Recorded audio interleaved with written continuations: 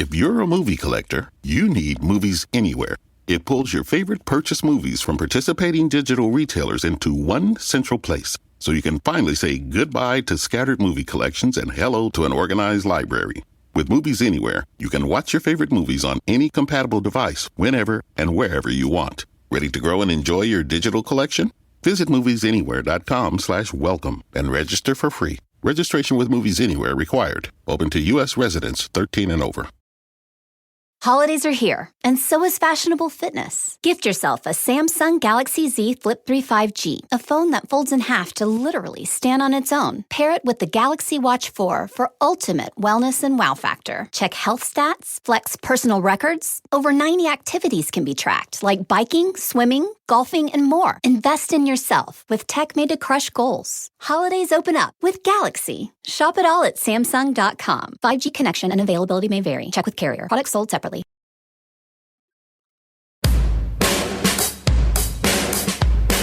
Hey everyone, this is the Almost World Podcast. Bringing to you mind-blowing interviews with guests from all over the world. So settle down, relax, and enjoy the show.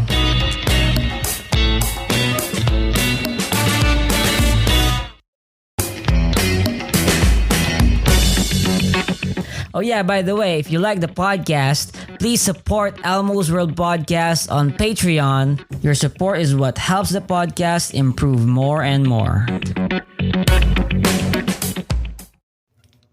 Welcome to Elmo's World Podcast. I am Elmo Ador Jr., your host, and I have my friend, he calls himself geocentric. But can you introduce yourself, my friend? Yeah, my name's Giovanni, but Gio for short. I was born and raised in Australia, and my parents are Filipino, but I'm Australian, basically. And I work for a market research company in Brisbane. It's a call center, and I'm a non-believer. I'm an atheist, but my family's religious. They're Christian. But it was never really an issue, they don't force it on me or anything, They're pretty open-minded about that stuff. But myself, I don't believe in any particular deities, And I'm fairly anti-religious, you could say. I would describe myself as being anti-religious. I'm not really into it, and I think it's a bit ridiculous, to be honest with you. Okay, sure. But and then before we tackle religion, though, I want to ask you whether or not you believe that you could you believe in God, or could you consider that God could exist or not exist, and what are your reasons why you don't believe that God exists besides religion? Just the concept of a creator, this contingent being. Well, I think absolutely a God could exist, but it's the matter of proving it to me. Like, I'm sure the concept of a prime mover, the first cause, sure, that could be true, but like, would it have a consciousness? Would it be able to communicate? Would it care what I do, in my life? Would it give a shit about me? Are we allowed to curse here? I don't know. I see. And so you would, I guess, you could be agnostic rather than atheist, because yes, that's right, agnostic atheist. Yeah, absolutely. Okay. And in that sense, though, because you could consider that the possibility that God could exist is plausible, then we can, but you're not really convinced of its certainty, because nobody's really proving it, like showing God on television or anything, or testing God in a laboratory for us to experiment on. But yeah. But in terms of let's say, I guess, what what are the reasons as to why most people believe that God exists? It's mostly because of, as you said, this prime mover, this necessary being, because logically, Mm.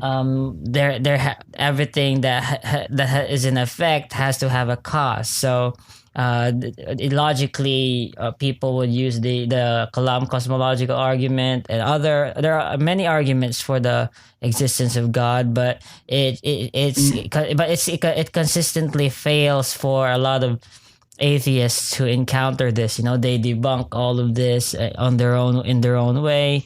And so it's becoming a long debate. It's a long debate, but I want to know your specific reasons as to why you think that a God could exist, but I'm not gonna believe in one.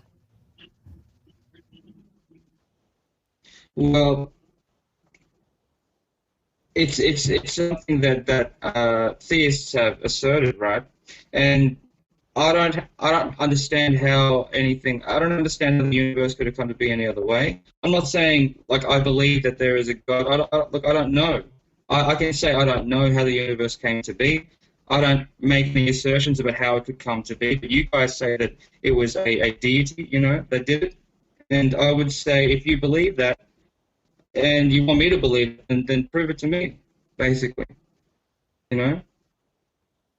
But I have no idea how the universe came to be. None at all. Yeah, that's good, but also when you're in a position where you deny a certain object because you claim that it has a burden of proof, in a way you'd also have to prove your own position as well. Okay, that in the first place, we don't know whether or not what the original position or state of belief is, whether or not we are inclined to believe in God naturally, or we don't believe in God. So to others, their the innate disposition that humanity has is that man, it naturally in his nature believes in a deity, or in God. And so to them, atheists would have the burden of proof that okay, prove to us that God doesn't exist. So in a way, if you're just going to move the goalpost from both sides, it's really pretty useless. But I guess you would disagree with I'm me. not saying God doesn't exist. I'm not making any claims. I'm just saying I don't believe your claim. So I don't have anything to prove, right? Mm-hmm. Mm-hmm. Yeah. I guess when in that sense it could work in a discussion, but what about, for example, in just simply with you alone, establishing yourself with and philosophizing whether or not God exists on your own. When you're in that state, Mm. where you question everything with this skepticism, and you're exploring the nature of reality, and asking yourself whether God exists or not, doesn't exist. It's to me, I think the right philosophical position is what you're saying, that it's not that I'm saying that God doesn't exist, but I'm still going to consider it on my own without any biases. And I think that's a great way to do it. But yeah, and Well, mhm. I would ask you, can you separate that from your biases? Because you have all these things that influence your belief system, right? I mean, Mhm. you were born and raised in the Philippines. It's a Catholic nation, right, or Christian nation. And how can you separate your biases from those, right? You can't do Mhm. it, and I can't do it as well because I was raised in this country, which is well, it's not a religious country, but most people here are Christian, and you can't separate the two. If I grew up like on a desert island or something with no concept of Christianity or Islam or anything like that, I would come up with my own nonsense in my head. Like as anybody would. I would come up with my own theories or anything, and you know, and who knows what I would come up with. basically, right? But I mean, when it comes down to it, you guys say that a deity created the universe, and I mean, are you like 100% sure that this is the case? Like, you personally? Is that 100% I'm you're positive about that? I call myself an agnostic theist in that I never claim to absolutely know for certain that God exists, but I'm a theist in that I believe so. You know, and there's the difference between knowing Okay. for certain and believing. Uh, to me, but I Okay. could explain how my belief works to you, but maybe we could talk about that some other time. But if you want to ask me, I'm fine with that. But anyways, in terms of, let's say, your question to me, how can I separate my biases, right, from in order to establish that God exists for me, you know?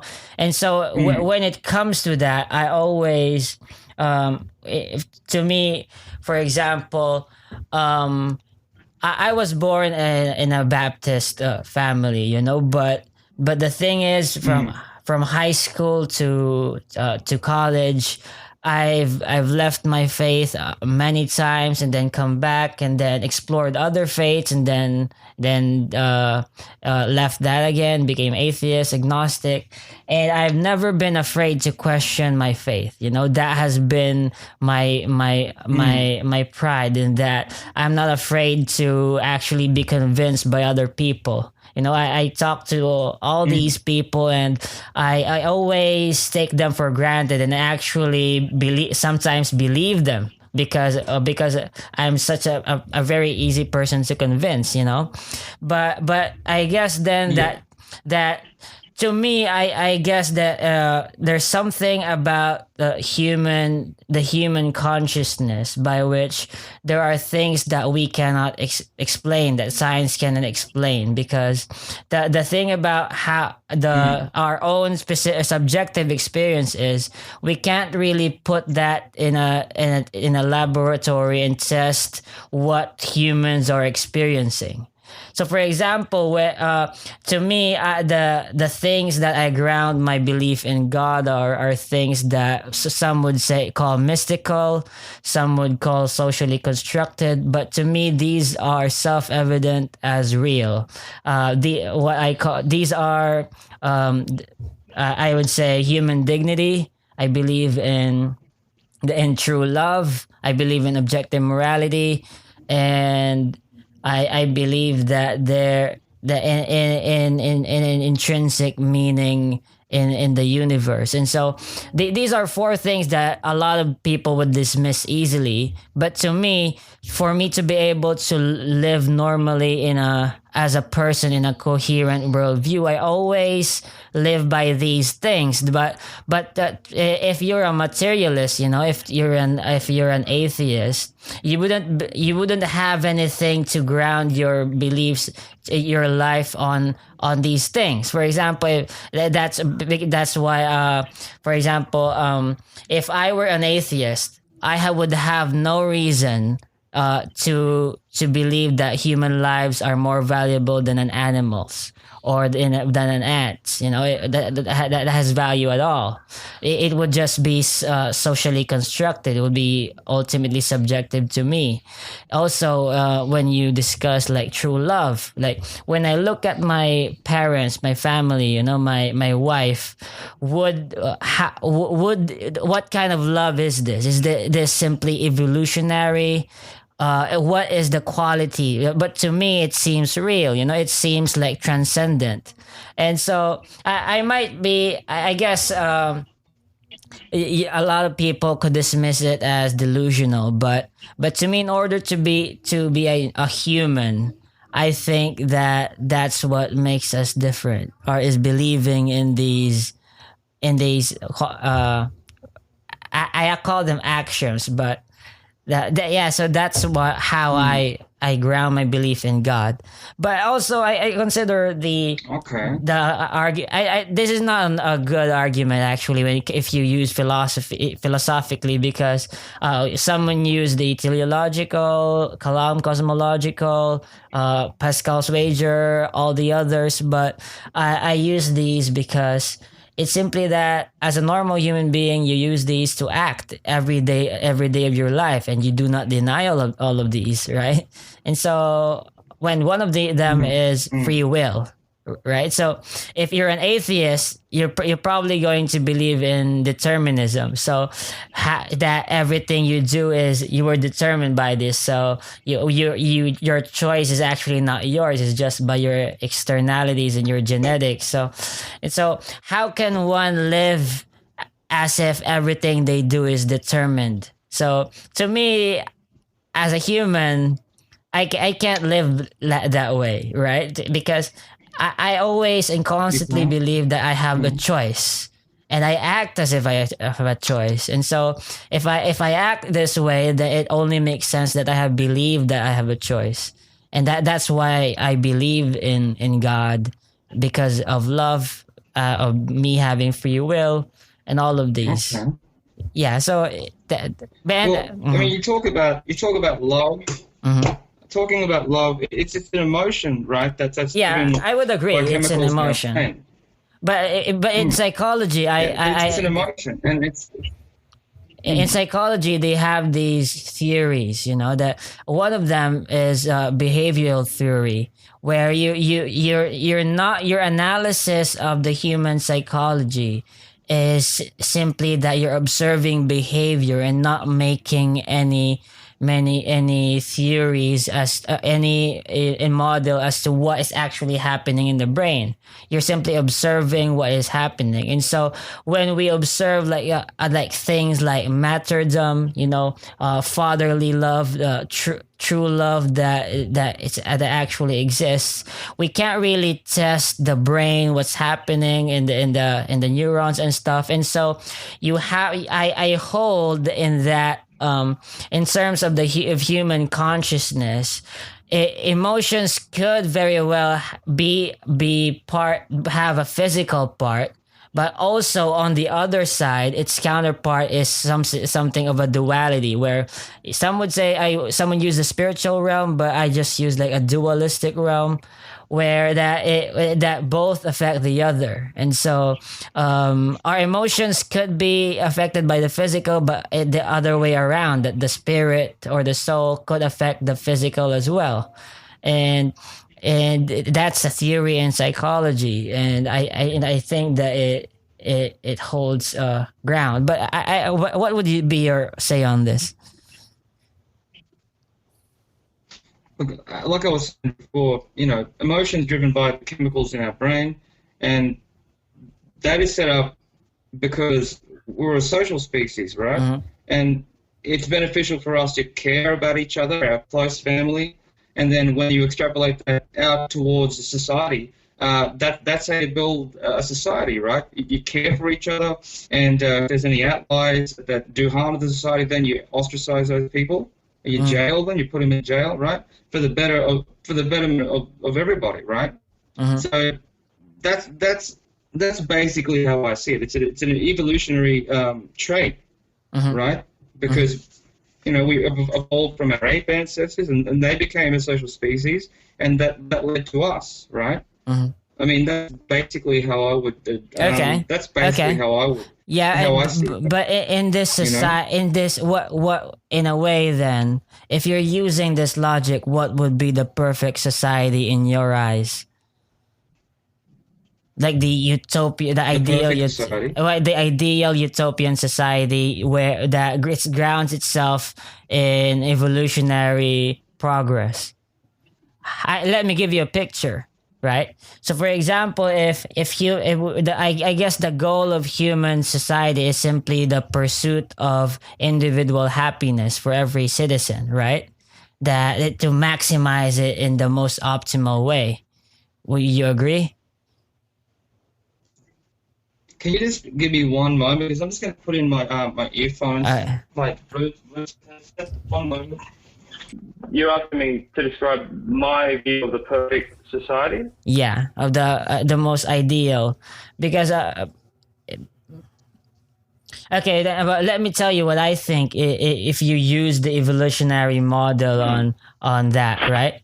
So, for example, if we are all just evolved species, what would we actually define as good in a physicalist universe where everything is just material? You know, why would a state of being alive be better than being dead or being just a rock? You know, in a materialist universe, it's all the same. But I guess then you would say that, okay, then, but happiness is good. But what makes it good? You know, well-being is good, but what actually makes it good? I guess, okay, so, well, it's pleasurable. Then when you lead to the pleasure, well-being, it's going to lead you to a pure hedonistic pursuit, of which the highest goal would be just pure dopamines in your brain, constantly giving you pleasure, you know, the perfect sense of well-being and peace. And so I always imagine a Rick and Morty Matrix where you're constantly injected in a state of being in a perfect happiness.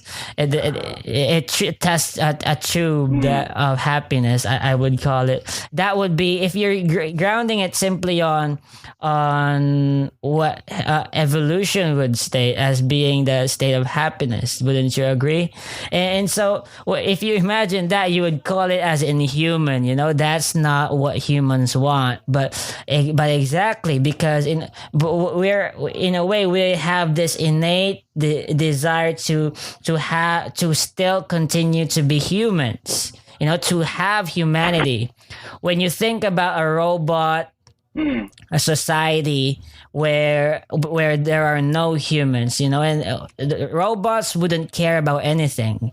They wouldn't care whether they're dead, whether they're suffering, whether they're in pain. They're just robots. But as humans, we have values. And let me ask you, like, let's say human dignity. Do you have and you believe in human rights, right? Yeah, you probably do. Yes, Yeah, I do. and so, if you're an atheist, how would you believe in human rights? Why would what would be the source of the human value? Well, empathy. Empathy. Like I feel that my rights should be respected. Therefore, I would respect other people's rights. Because of your emotions, basically, because of because you're going to be sad if okay, then if you're going to be, and so in that sense, in that sort of morality that you presented, someone could could kill you and you wouldn't know that you died. And so then it was okay because you never knew that you were killed. You know, in that sense, it's okay. He never knew. He wasn't sad about it when I killed him, so it's okay, right? But it also, like, but my friends and family would care. Okay, but then would killing all your families and everybody who knows you and that know them be justified as well, because nobody would care then, you know, because when it comes to that because if it's simply that if someone alive thought sadly about something, and that would that make it bad? Would that make it wrong? Because in this sort of model of a society grounded in this belief that if it makes someone sad and it's wrong, it doesn't work, right? But in order for us to have a proper society, we believe, I guess, we hold in faith that every human life has value. When you look at, let's say, North Korea, right? When you look at North Korea, the citizens are just tools. They're just gears. They're just gears, and the ultimate goal is for the collective to improve. They don't care whether they have gulags or they kill poor citizens. You know. You're just lagging, just really bad. You said something about North Korea. Yeah. I'm sorry, I didn't get the rest. I'm sorry. Yeah, so North Koreans don't care about its citizens. They don't believe in human rights, basically, on basic human freedoms, because they don't have that. But in Western societies, with democracy, we take for granted the concepts of human rights, but we don't know what it is. Right. That's why people become vegans, We don't know because what human rights are. yeah, because that's why people become vegans, right? Like what makes humans superior to other species, So who gave us the right to allow animal suffering? And so when you come to that conclusion, then if animals have rights, then what about bacteria? What about and so in this sense, that it brings you in a state of confusion as to what rights are, and the most basic. Well, I mean, there are ideologies out there. There are ideologies out there that say that certain humans are better than other humans. And Yeah. some of those ideologies are religious. Some of those ideologies some of those ideologies worship deities as well. I mean, so people draw the line somewhere. They say, I would say a human being's life before I would say like an animal's life, just because we are the same. And I would have, like, going back to empathy, I would have empathy for that person more than I would for this animal. And that's where it comes back to for me. Yeah, I don't know if that makes sense. I actually, in a way, I completely agree with you that we humans have empathy, and we believe our empathy actually matters. But if you look at it from a third party perspective, your empathy is simply atoms in your chemicals in your brain sparking. So if you remove Everything is. All of our thoughts are. yeah, but in that sense, that in that sort of world, you don't really have any reason to value your empathy. You don't, because it's just. Why? Yeah, you do. I disagree. No, it doesn't matter that they're atoms. It does not matter. The fact remains that I have empathy. I don't care how I have it. The fact that they're in my brain and the atoms are working in a way that gives me empathy, I don't care. It doesn't matter. It doesn't matter to me. Okay, you could say that it doesn't matter, but we humans have the ability to not care and just live our ways, But again, if you look at the grand scale of things, if someone were to destroy the earth, at the end it wouldn't matter. The universe wouldn't care. Right. And so if you ground your belief, your ideas of what is good and bad in simply your empathy, it's not a good argument, because there are a lot of ways it could go it could go wrong in a society based on empathy.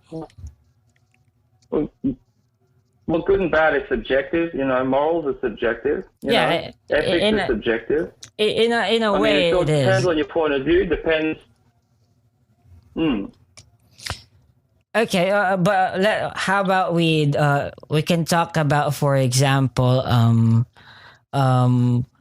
what persons, let's say, if you're an atheist, you believe in you pure naturalism, and so we just evolved, and so how would you say that you're actually a person? What makes you different from an animal? Is your dog a person? Is a rat a person? Is a bat a person? What would be a person? Well, somebody that I could communicate with, first of all. Communicate, understand. We can understand each other. I mean, So basically, and if we has understand each other, we can intelligence, empathize with each other. has intelligence, and has consciousness. Basically, yeah. Okay, so what about let's say a 9 month fetus in a woman's womb, it doesn't have much consciousness yet, and it's not able to doesn't have intelligence yet. Why would you value it? Because it has potential to have that. But what is Has the potential? potential. What is potential? Like potential, it's you don't. But the thing is, you don't know its potential, because its potential could be that it could just die the next day. And so its potential is just entropy. It's chaotic, and you don't know. I could die tomorrow. Exactly, and so potential isn't a good argument, because you can prove what it is. You don't What it think is. so?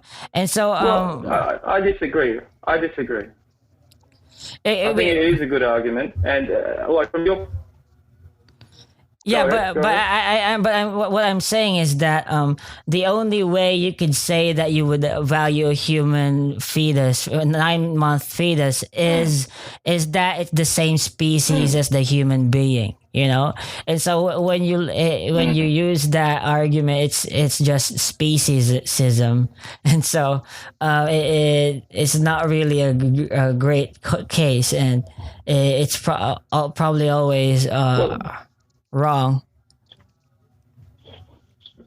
Well, people to me are always going to be number one.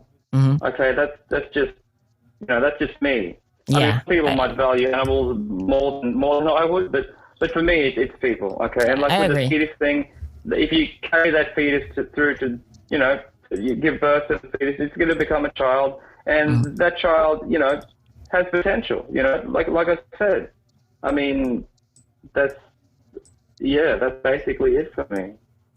Yeah, and so you How would actually. you see it? Like, are you saying without your deity, without your worldview, if you didn't have that, you personally wouldn't see value in other people? Is that what you're saying? No, what I'm saying is because I naturally see value in other people, because I cannot deny that a human child, a human fetus, has intrinsic value, and no matter what evolutionary argument you give that would disprove that fetuses don't have intrinsic value, that don't have life, that deserves to live, it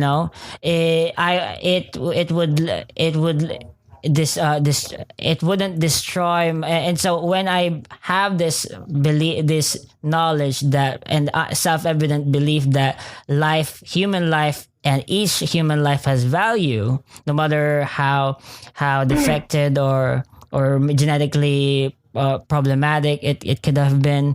That's why I look at the big picture, and why would I believe that human life has value? What's the most that makes sense of this? Because if you look at evolution, you start to question how we've arrived at a specific I'm actually arguing with the case of improbability, that it's so improbable that we are even able to have reached consciousness. But I'm not gonna make that case. I'm just saying that our ability, the thing that what's happening right now is just something that has to have been designed. Yeah, that's what I'm saying. And so Only because you don't know any alternative. Like, I don't think it has to. Like, you don't know the alternative. You don't have that concept in your brain about how it could have happened another way. That doesn't mean that it's definitely, it doesn't mean that it has to be this way only because you don't know. I mean, isn't that the argument from ignorance? Is that what that's called? Well, yeah, you could say that in a way, but you could also say that when we talk about like the argument from intelligent design, I don't like to use that, but in terms of what is the probability that that the universe could have been the laws and physics of our universe could have formed in this specific way, but it is so impossible. And Well, it happened.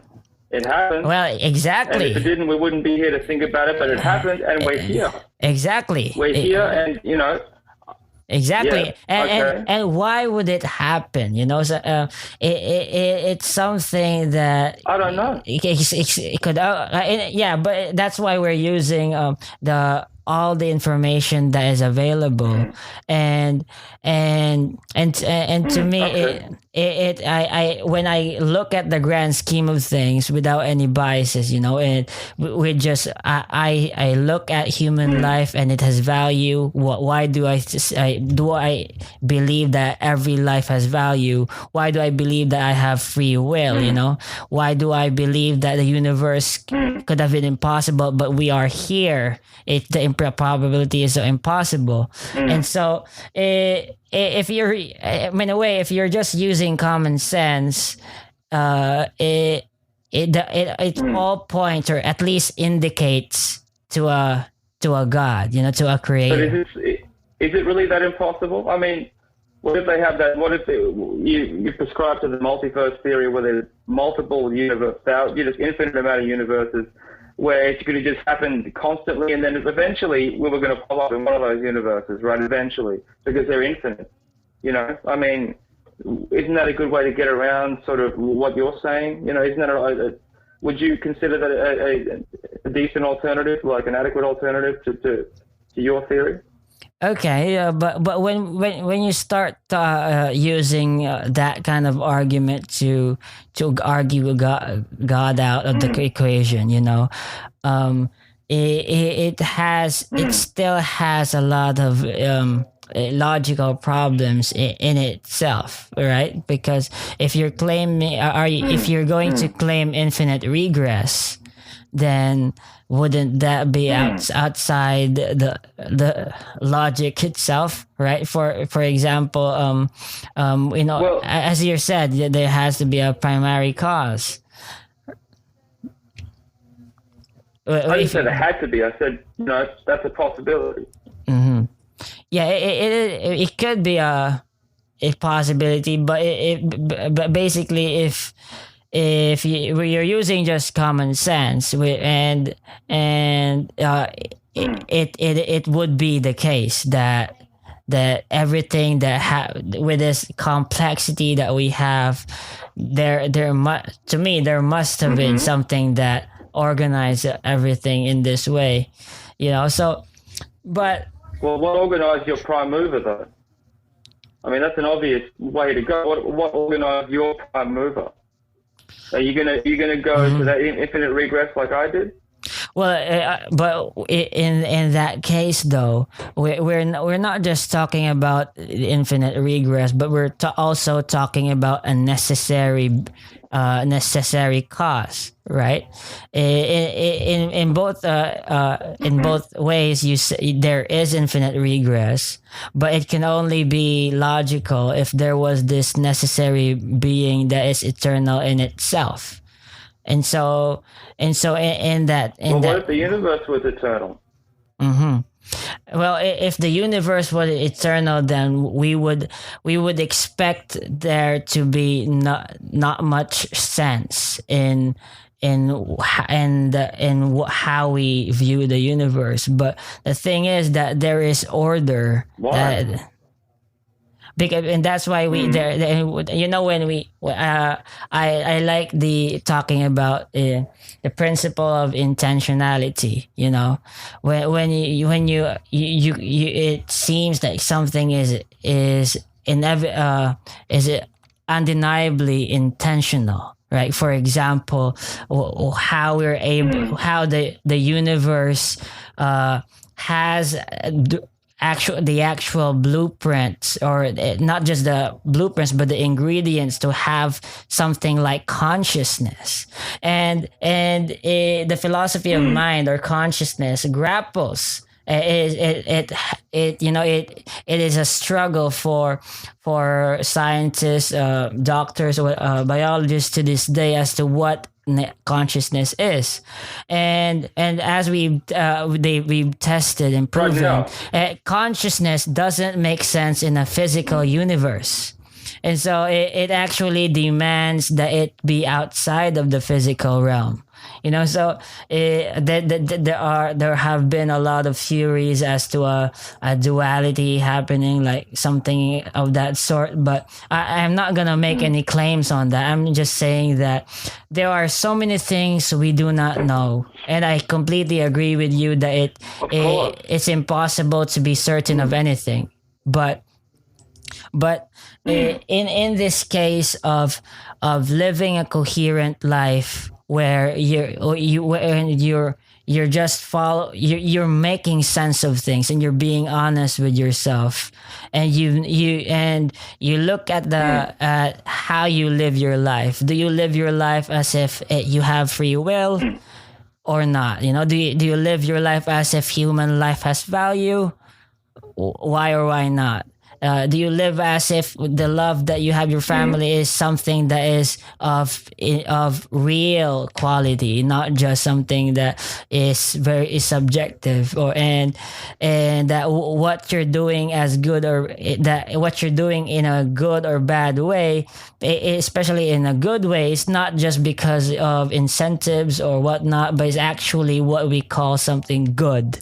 It's undeniably good, because in a world that we're of subjective morality, you could completely say that everything is permissible. Everything is subjective. If Germany won in World War II, fascism, killing all the Jewish genocide would be justified in that worldview. Right. So, but we it don't. Would be. They would have won, and they would have wrote all the history books. They exactly. would have. Yeah. I mean. Exactly. I mean. Yeah. Exactly. I could. I mean, look, my country. I live in Australia, right? Mm-hmm. I live in Australia. They committed genocide on the Aborigines, right? Exactly. And they didn't all die. They took this country. They took their land. They stole everything.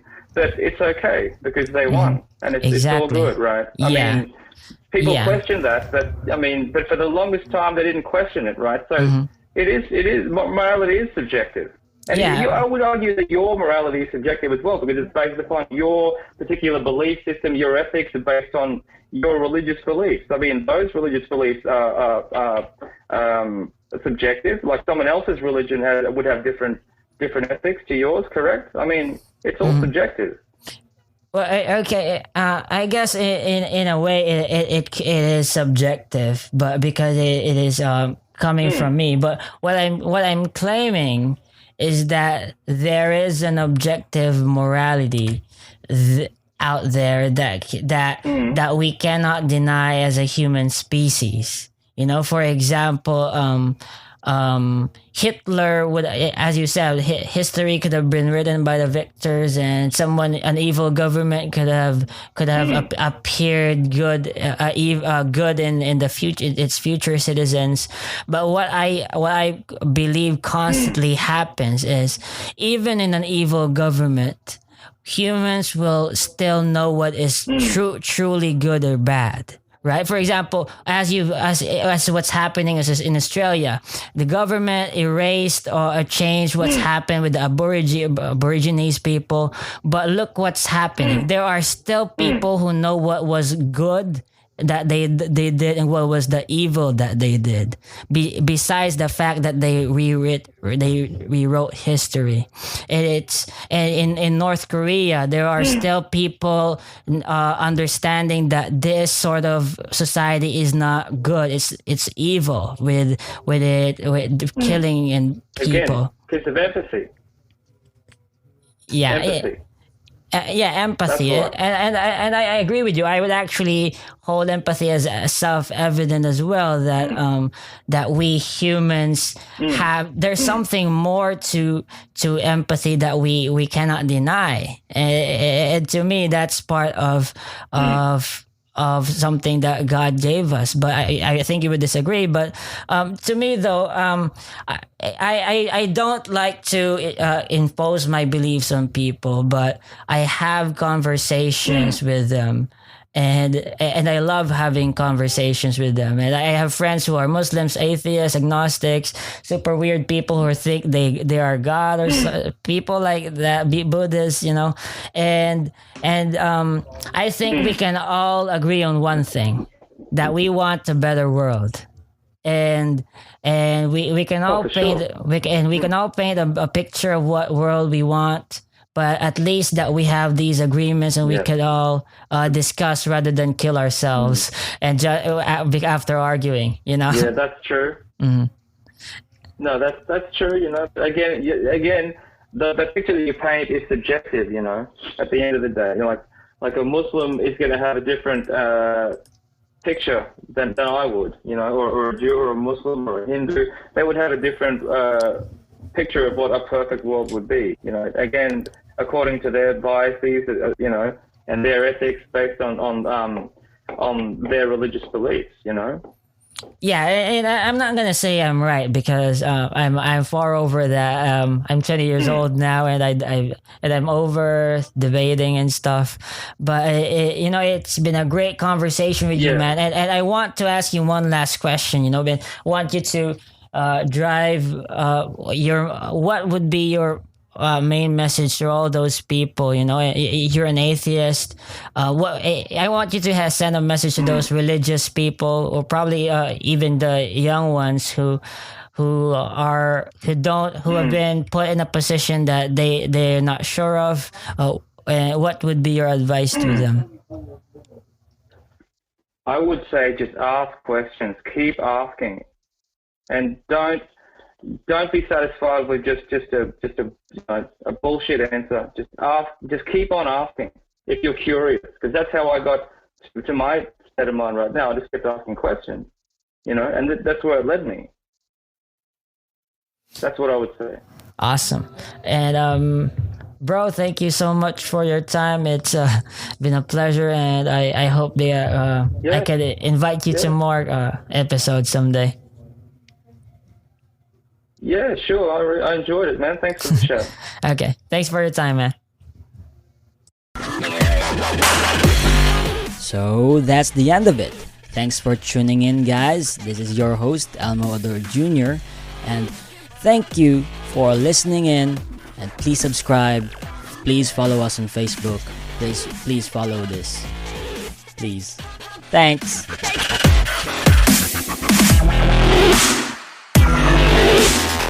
It used to be hard to find the exact auto parts you needed, and that meant spending a lot of time at swap meets. It's a different game now when you can order exactly what you need from eBay Motors. They have 122 million parts, so you can always find the right fitment. Spend less time searching and more time building with the eBay Motors app, or visit ebaymotors.com. Let's ride. Holidays are here, and so is fashionable fitness. Gift yourself a Samsung Galaxy Z Flip 3 5G, a phone that folds in half to literally stand on its own. Pair it with the Galaxy Watch 4 for ultimate wellness and wow factor. Check health stats, flex personal records. Over 90 activities can be tracked, like biking, swimming, golfing, and more. Invest in yourself with tech made to crush goals. Holidays open up with Galaxy. Shop it all at Samsung.com. 5G connection and availability may vary. Check with carrier. Products sold separately.